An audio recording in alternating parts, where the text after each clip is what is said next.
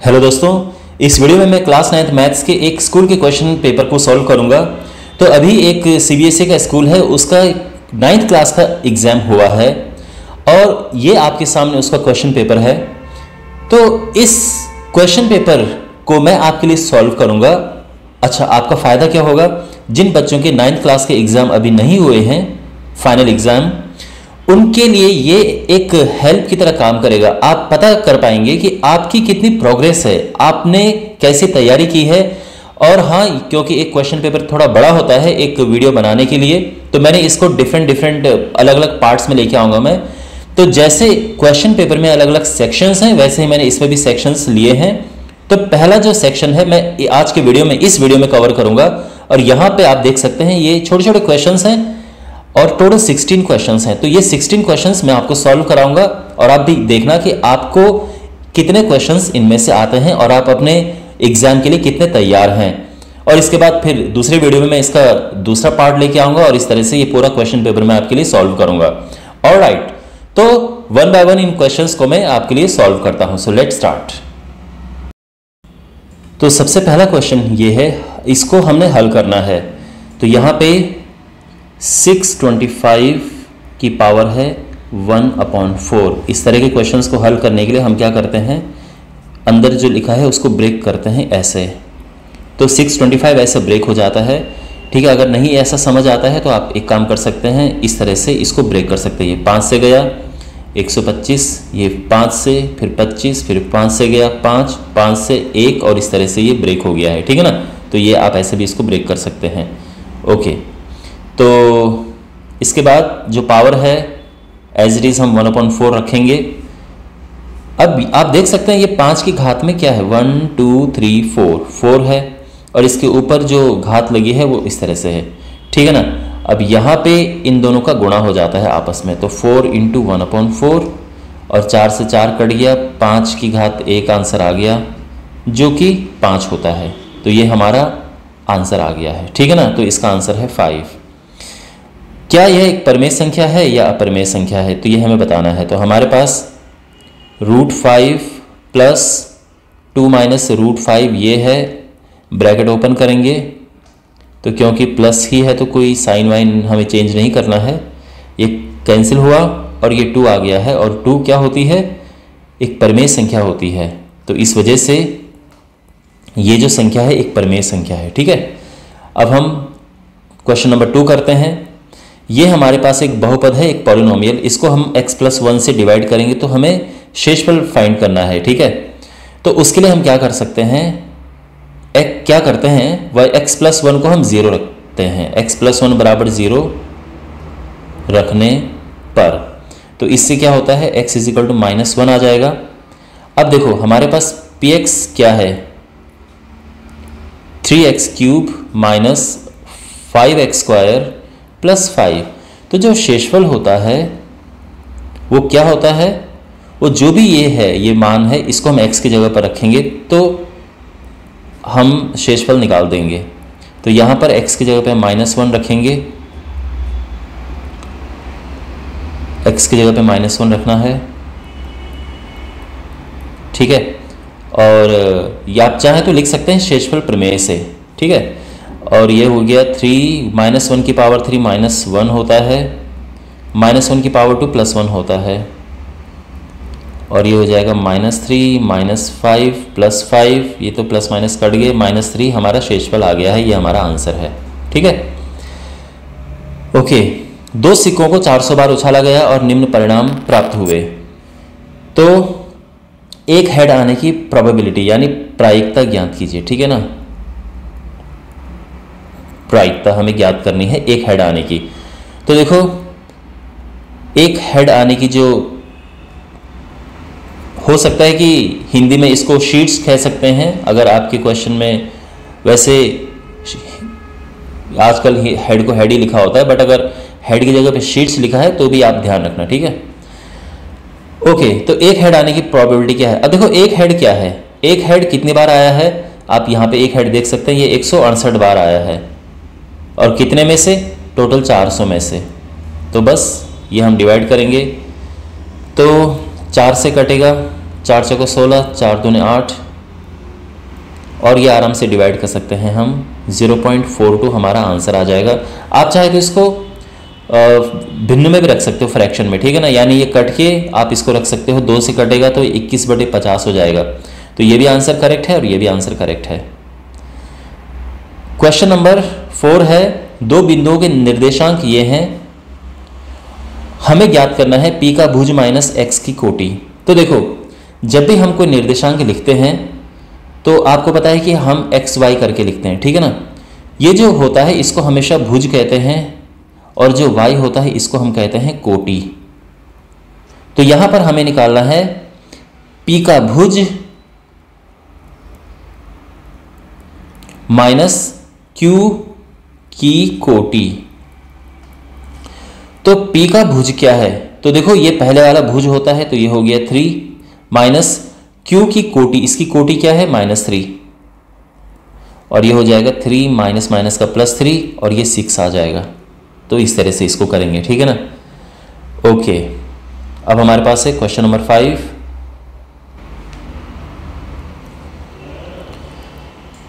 एक समबाहु त्रिभुज जिसकी भुजा 8 सेंटीमीटर है, क्षेत्रफल ज्ञात कीजिए। और दूसरे या में ऑप्शन है, यानी दूसरा जो ये क्वेश्चन है ये भी सेम ही क्वेश्चन है, ठीक है ना, थोड़ा दूसरे तरह से लिखा हुआ है, लेकिन जो दूसरा क्वेश्चन है वो भी समबाहु त्रिभुज ही है, क्योंकि तीनों भुजाएं समबाहु त्रिभुज में बराबर होती हैं। तो देखो, समबाहु त्रिभुज है जिसकी भुजा 8 सेंटीमीटर है, उसका एरिया हमें फाइंड करना है। तो चित्र बनाने की वैसे ज़रूरत है नहीं, 8 8 8। तो फॉर्मूला होता है समबाहु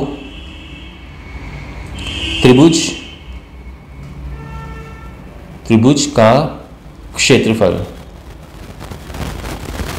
और ये होता है फॉर्मूला, आप ध्यान रखो, √3/4 इंटू भुजा का वर्ग a², ठीक है ना, जहां पर a भुजा होती है, ठीक है ना, a जो है इसकी साइड है।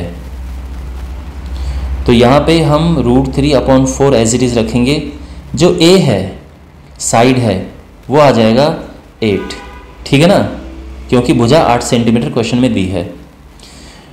अब इसको हम सिंप्लीफाई करेंगे, 8 का वर्ग है तो इसको 2 बार लिखेंगे, 8 × 8। आप चाहो तो 64 भी लिख सकते हो, लेकिन ऐसा लिखने में कैलकुलेशन इजी रहती है। 8 दूने 16, 16√3 सेंटीमीटर स्क्वायर आ गया है, ठीक है ना। अब हमारे पास इसका दूसरा पार्ट है, उसमें 3 सेंटीमीटर की है। तो यहाँ पे हम जो इसका क्षेत्रफल होगा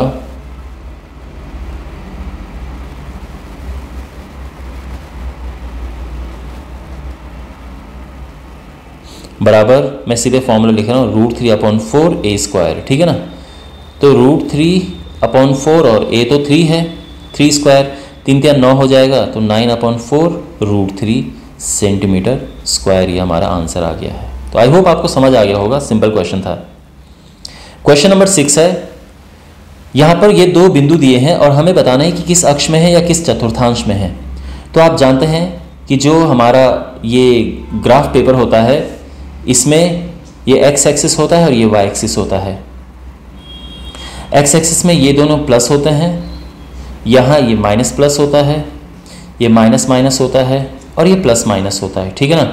तो यहाँ पर आप देख सकते हैं ये दोनों माइनस माइनस के हैं। तो ये तो क्लियर पता है कि ये है तीसरे चतुर्थांश में, ये फर्स्ट है, ये सेकंड है, ये थर्ड क्वाड्रेंट है, ये फोर्थ क्वाड्रेंट है। तो -2 और 4 ये तो है तीसरे चतुर्थांश में। तो ये तो बड़ा आसान है। प्रश्न ये है कि ये किस में है, I mean, ये बच्चों को कंफ्यूजिंग लगता है। तो एक बात हमेशा ध्यान रखना, ये बात आप नोट करना कि जब x 0, आप जानते हैं कि हमारे पास जब भी हम कोई कोऑर्डिनेट, कोई बिंदु लिखते हैं तो हमेशा पहले x होता है, दूसरा y होता है, आप जानते हैं ना,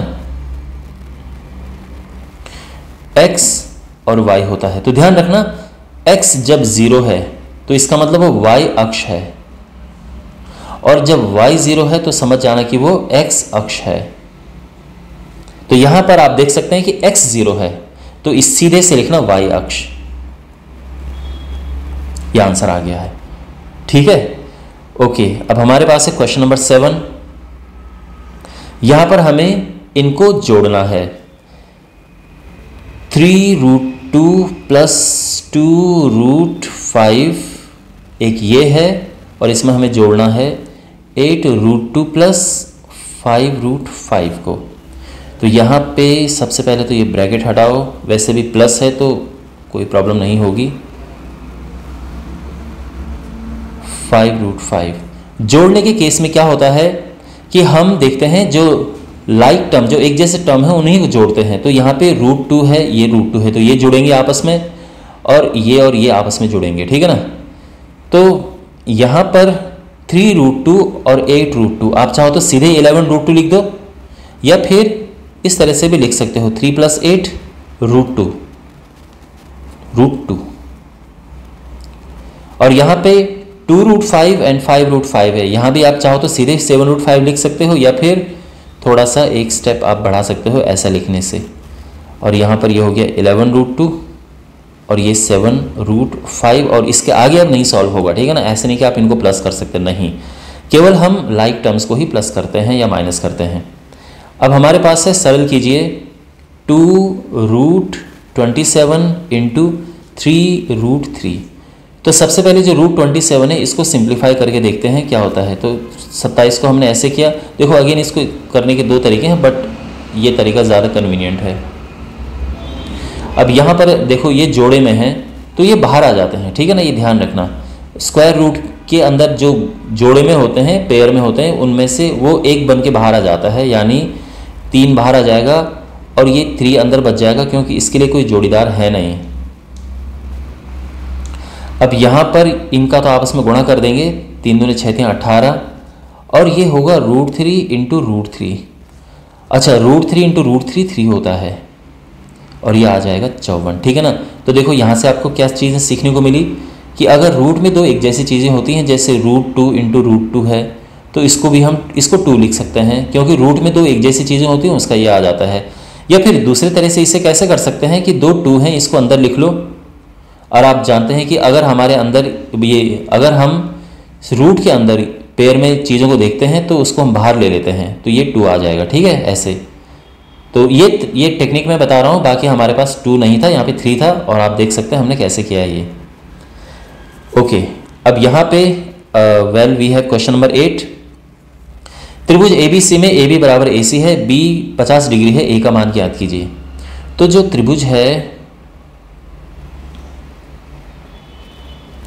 इसमें ABC इनको नाम देते हैं और AB = AC है और B है 50 डिग्री, तो हमें A बताना है कि A क्या है, ठीक है।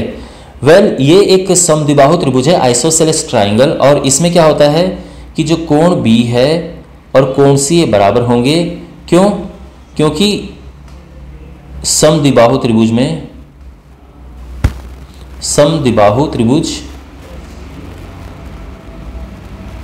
में बराबर भुजाओं के सामने के कोण बराबर होते हैं। बराबर भुजाओं के विपरीत कोण या सम्मुख कोण के विपरीत कोण बराबर होते हैं, ठीक है ना। तो इस तरह से आप लिख सकते हैं। अच्छा, यहाँ पे B = C है तो इससे क्या होगा, तो B जो है वो तो 50 है तो C भी 50 आ जाएगा क्योंकि दोनों बराबर हैं। दूसरा आप यहाँ पे देख सकते हैं कि तीनों को अगर हम मिला देंगे, angle A + angle B + angle C, ये तीनों को मिला के 180 आएगा। एंगल A हमें निकालना है और दोनों 50-50 हैं, B और C, ठीक है ना। आप चाहो तो यहाँ डिग्री लगा दो इस तरह से। Angle A + 100 degree is 180 degree और 100 राइट हैंड साइड में जाएगा तो एंगल A आ जाएगा 80 डिग्री और ये हमारा आंसर आ गया है, ठीक है ना। तो आई होप आपको समझ आ गया होगा। क्वेश्चन नंबर 9, किसी गोले की त्रिज्या 2r है, इसका आयतन ज्ञात कीजिए। तो देखो गोले का आयतन क्या होता है,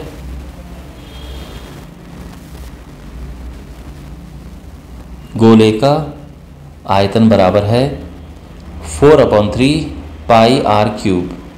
देखो मैं बड़ा आर इसीलिए लिख रहा हूँ क्योंकि छोटा आर पहले से ही क्वेश्चन में इस्तेमाल हुआ है, ठीक है ना। तो इसीलिए मैं बड़ा आर लिख रहा हूँ। यहाँ पे आप लिख सकते हैं जहाँ पे आर इसकी त्रिज्या है। तो बेसिकली ये तो गोले का आयतन हो गया है। तो यहाँ पर हमारे पास जो त्रिज्या है, रेडियस, वो क्या है 2r है।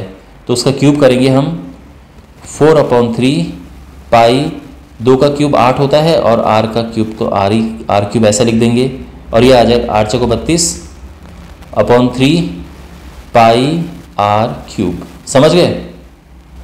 चलिए, किसी अर्धगोले का व्यास 30 सेंटीमीटर है। तो यहाँ पर व्यास 30 सेंटीमीटर दिया है और इसका पृष्ठ क्षेत्रफल हमको ज्ञात करना है।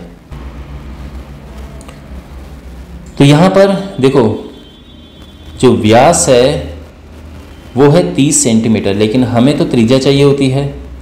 तो जो इसकी त्रिज्या होगी, आप चाहे बड़ा आर लिखो छोटा आर लिखो, इट्स ओके, क्योंकि एकदम दूसरा प्रश्न है ये। तो यहाँ पर आर हो जाएगा इसका हाफ, यानी 15 सेंटीमीटर। तो इसका पृष्ठ क्षेत्रफल, अब ध्यान रखना ये बड़ा इंटरेस्टिंग क्वेश्चन है, पे अटेंशन। यहां पर हमारे पास एक अर्धगोला इस तरह से है। तो अर्धगोला का उसने ये नहीं बोला है कि इसका वक्र पृष्ठ निकालो, क्योंकि जो अर्धगोला है आधा गोला है, ठीक है ना, इसमें वक्र पृष्ठ तो होता ही है, कर्व्ड सरफेस एरिया, लेकिन साथ में ये भी तो होता है, ऊपर से कहीं ये हिस्सा भी तो है, तो ये भी इसमें जुड़ जाता है। तो इस वजह से क्या होता है कि जो इसका पूरा पृष्ठ क्षेत्रफल होता है, ये देखो पूरे गोले का होता है 4 पाई r स्क्वायर। अर्धगोले का वक्र पृष्ठ की अगर हम बात करेंगे तो 2 से डिवाइड हो जाएगा, क्योंकि अर्धगोला है, ठीक है ना भाई। पूरे गोले का जो पृष्ठ होता है ये क्या होता है 4 पाई r स्क्वायर। अर्धगोले का वक्र पृष्ठ अगर हम देखेंगे तो वो हाफ हो जाएगा।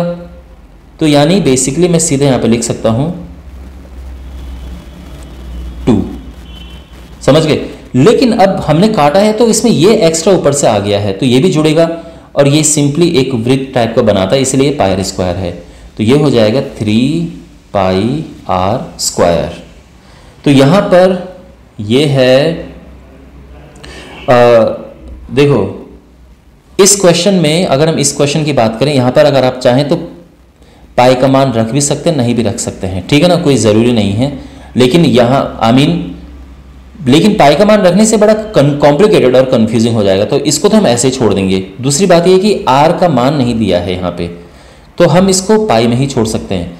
अच्छा, अगर हम यहाँ की बात करें तो यहाँ पे दोनों ऑप्शन हमारे पास है, हम चाहे तो पाई में छोड़ सकते हैं, क्योंकि यहाँ पर लिखा हुआ नहीं है कि पाई बराबर आप कुछ रखिए 22/7 रखो या 3.14 रखो, ऐसा कुछ बोला नहीं गया यहाँ पे। तो इसलिए ये हमारे ऊपर है कि हम पाई का मान रखें या ना रखें। तो अगर हम पाई का मान नहीं रखते हैं तो ये क्या हो जाएगा 3 पाई और r है 15। अच्छा, तो ये हो जाएगा 3 × 225 पाई और ये हो जाता है 675। ओके, 675 पाई और सेंटीमीटर स्क्वायर, ऑफ कोर्स यहाँ पर यूनिट लिखेंगे। लेकिन अगर आप पाई का मान रखना चाहो तो 22/7 करके इसमें हिसाब कर दो, ठीक है। लेकिन इससे भी आपको पूरे नंबर मिलेंगे, कोई प्रॉब्लम नहीं है। आई होप आपको समझ आ गया होगा। सबसे इंपॉर्टेंट पार्ट इसमें सीखने का ये था कि जो एक अर्धगोला है उसका अगर हम पृष्ठ निकालेंगे तो वो इस तरह से होगा, ठीक है ना। अगर स्पेशली उसने बोला है कि इसका वक्र पृष्ठ निकालो, फिर तो केवल 2 आता है यहाँ पे, लेकिन क्योंकि संपूर्ण पृष्ठ ही निकालेंगे हम, क्योंकि उसने वक्र पृष्ठ नहीं बोला है, सिंपली पृष्ठ बोला है, इसलिए हम टोटल निकालेंगे, ठीक है ना। तो वक्र भी आएगा और ये वाला पोर्शन भी इसमें आएगा। ओके, क्वेश्चन नंबर 10 है बहुपद, इसकी हमें घात बतानी है। तो देखो सिंपल है, जो बहुपद की घात होती है वो इसकी सबसे बड़ी पावर होती है। तो सबसे बड़ी पावर किसी वेरिएबल की सबसे बड़ी घात क्या है 6 है यहाँ पे, तो इसीलिए यहाँ पे आंसर आ जाएगा 6, सिंपल, ठीक है ना। अच्छा, हमारे पास ये समीकरण है और इसको हमें इस रूप में लिखना है, ये भी सिंपल क्वेश्चन है। तो यहाँ पर हम क्या करेंगे, देखो इसको राइट हैंड साइड में लेके जाओ तो ये 0 हो जाएगा, 4x - 3y - 2, ठीक है। और इसको हम ऐसे भी लिख सकते हैं 4x - 3y - 2 = 0। तो ये हमने इसको इस रूप में लिख दिया है। अगर क्वेश्चन में ये पूछा जाए कि ABC का मान ज्ञात करो, तो A = 4, B = -3 और C = -2, ठीक है। क्वेश्चन नंबर 12 है उपयुक्त सर्व समीकरण का प्रयोग करके इसका विस्तार कीजिए। तो हमारे पास एक सर्व समीकरण होती है x plus y plus z square is equal to x square plus y square plus z square plus 2xy plus 2yz plus 2zx। तो यहाँ पर भी हम रखेंगे ऐसे ही a plus 2b minus c है, और यहाँ पर a तो a है, b है 2b, तो 2b है इसीलिए ब्रैकेट लगाना पड़ रहा है, ठीक है ना, और यहाँ माइनस है तो भी ब्रैकेट लगाना पड़ रहा है। 2xy, x यानी a और y यानी, आप चाहो तो इसको भी ब्रैकेट में रख दो और चाहो तो बीच में केवल डॉट लगा दो ताकि हमें ये लगे कि मल्टीप्लाई हो रहे हैं आपस में।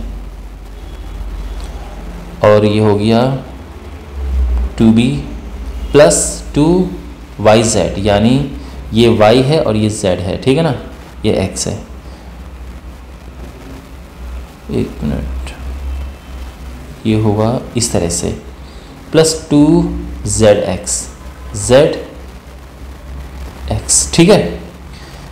और अब हम इसको सिंप्लीफाई करेंगे तो ये हो जाएगा a स्क्वायर प्लस 2 दूनी 4 b square plus c square plus 2 दूनी 4, ठीक है ना, 2 दूनी 4 ab प्लस 2 दूनी 4, नहीं प्लस नहीं माइनस, क्यों, क्योंकि ये माइनस साइन है, तो माइनस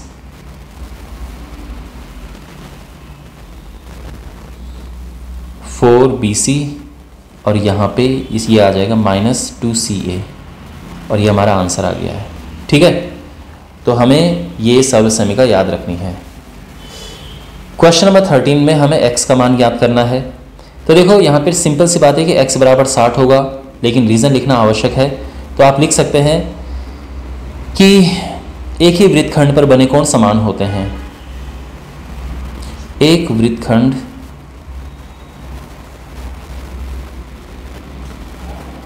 पर बने कोण समान होते हैं, ठीक है ना।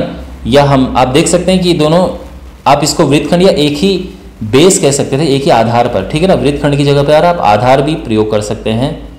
तो किसी वृत्त में एक ही आधार पर बने कोण एक समान होते हैं। तो आप यहां पर देख सकते हैं कि ये दोनों कोण इस पे बने हैं, ठीक है ना, इस पर ही बने हैं, आप देख सकते हैं। तो यहाँ पर ये बना है और यहीं पर ये भी बना है, इसलिए ये दोनों बराबर हैं। और अब हमारे पास है क्वेश्चन नंबर 14। यदि x बराबर -1 है और y बराबर 2 है तो इसमें इसके x और y जो है इसके हल हैं, ये क्वेश्चन है, ठीक है ना। तो हमारे पास ये 2x minus 3y is equal to k है, और x और y की जो मान दिए हुए हैं इसके हल हैं। k का मान हमें ज्ञात करना है। तो कहने का मतलब ये है कि हम इस समीकरण में x बराबर -1 और y बराबर 2 रखेंगे, ठीक है ना। तो ये रखने पर क्या हो जाएगा, 2 into -1 3 into 2 is equal to k, -2 -6 is equal to k, और k आ जाएगा -8, और ये हमारा आंसर है। सिंपल क्वेश्चन था। क्वेश्चन नंबर 15 है, इससे जाने वाली एक रेखा का समीकरण ज्ञात कीजिए। तो देखो, कोई रेखा अगर इस बिंदु से होकर जाती है तो इसका मतलब ये है कि ये बिंदु जो है उस रेखा को सेटिस्फाई करता है, संतुष्ट करता है, ठीक है। कहने का मतलब ये है कि हमने एक x और y में ऐसा समीकरण बनाना है जिसमें हम ये रखें तो आराम से संतुष्ट हो जाए। तो सिंपल सी बात ये है, x प्लस वाई बराबर यहाँ पे हो जाएगा 5। अब देखो, अगर आप x को 2 रखते हैं, y को 3 रखते हैं, तो ये 5 ही आएगा ना। तो ये एक समीकरण हो गया है। आप सीधे लिख सकते हैं, ठीक है ना, ऐसा नहीं कि हमें इससे पहले कोई स्टेप लिखने हैं, ऐसा कुछ नहीं है। सीधे आप ये आंसर लिख सकते हैं। यहाँ पर आप चाहो तो ऐसा लिख सकते हो कि 2x प्लस 3y लिख दो, क्या फ़र्क पड़ता है। लेकिन ध्यान रखना, यहाँ पर क्या लिखते हैं ये मैटर करता है। तो इसके लिए क्या करो, जो यहाँ पर जो x है इसकी जगह पर आएगा 2, y की जगह पे 3 क्वेश्चन में, क्योंकि ये बिंदु है, ठीक है ना। तो 2x और 2 को हमें 2 ही रखना है और y को 3 ही रखना है। तो 2 दूनी 4 और 3 तिया 9, 9 और 4 13, यहाँ पे 13 आ जाएगा। तो ये भी आंसर है। आप चाहो तो x माइनस वाई बराबर क्या लिख सकते हो, देखो x2 रखा y3 रखा तो माइनस करके -1 आया। आप चाहो तो ये भी लिख सकते हो, तीनों आंसर हैं, आपको केवल एक रेखा लिखनी है, तो आप ये भी लिख सकते हो, ये लिख सकते हो, कोई भी, ठीक है ना। ओके, क्वेश्चन नंबर 16 है 9/11 को दशमलव के रूप में लिखिए। तो बेसिकली हमारे पास 9/11 है और इसका हमने दशमलव प्रसार करना है, तो सिंपली डिवाइड करो। आप अगर सीधे यहाँ पे नहीं कर पाते हो तो आप अलग से कर सकते हो। 9 ये 11 0 पॉइंट किया 0, तो इसके बाद क्या आएगा 88, फिर 2 आएगा और इसके बाद फिर यहाँ पे 0 लगाएंगे हम, तो 11 कम 11, फिर ये 9 आएगा, 0 लगाएंगे तो फिर 8 और यहाँ पर 88, फिर 2 0, तो इस तरह से 81 81 81 आता जाएगा। तो ये है 81 81 81 डॉट डॉट डॉट और सिंपली 0.81 का बार, ठीक है ना। ये अलग बात है कि इसको करने का एक दूसरा सिंपल तरीका है, हम क्या कर सकते हैं, इसमें ऊपर नीचे 9 का मल्टीप्लाई कर दो। हो सकता है आपने पढ़ा ना हो या शायद टीचर ने नहीं करवाया हो, बट कोई बात नहीं। और जब भी हमारे पास नीचे 9 होता है तो ऊपर हम देखो ये दो 9 हमारे पास हैं, ठीक है ना, तो हम इसको लिख सकते हैं 0.81 और इसके ऊपर लग जाएगा 2 अंकों के ऊपर बार लग जाएगा। जब हमारे पास होता है 21/99 तो सिंपली यहाँ पर 21 के ऊपर बार लग जाता है। जब भी हमारे पास होता है 35/99 तो यहाँ पे 0.35 के ऊपर बार लग जाता है। ऑफ कोर्स अगर 3 नंबर हो तो कंफ्यूजिंग हो जाता है, फिर हमें डिवाइड करना पड़ता है पहले। यानी अगर हमारे पास 105/99 है, इसको अगर हम लिखेंगे तो क्या करेंगे, पहले तो डिवाइड करेंगे और ये आएगा 6 और फिर हमें लिखना होगा कि 1.06 के ऊपर बार लगाना, ये हो जाएगा इसका, ठीक है ना। तो ये है, बाकी तो जो सिंपल टेक्निक है वो तो है ही आपके पास, और अगर आपको ये समझ आ गया है तो इस तरह से भी कर सकते हो। और अगर आपके पास एक 9 है जैसे 2/9 तो ये सिंपली 0.2 बार हो जाता है, 3/9 सिंपली 0.3 बार हो जाता है, ठीक है ना। तो ये शॉर्टकट टेक्निक भी है और ये नॉर्मल तरीका भी है, आपको जो बेटर लगेगा आप वो कर सकते हो। अब हमारे पास ये क्वेश्चन है, इनके बीच हमें एक परिमेय संख्या ज्ञात करनी है, 1/2 और 1/3।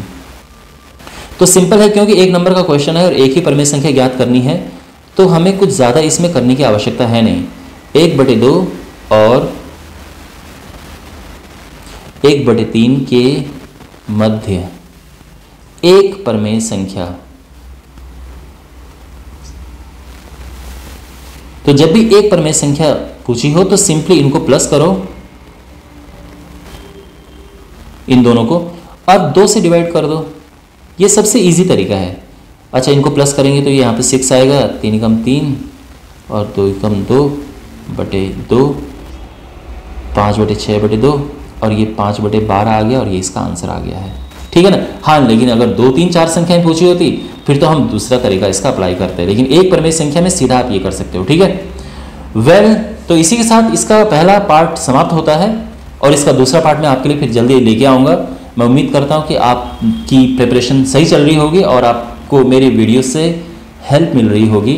अपने फीडबैक कमेंट बॉक्स में ज़रूर लिखिए और इसी तरह से आप चैनल को सपोर्ट कीजिए, सब्सक्राइब टू द चैनल। आपके लिए और भी यूज़फुल कंटेंट इस यूट्यूब चैनल पे अपलोड होता रहेगा।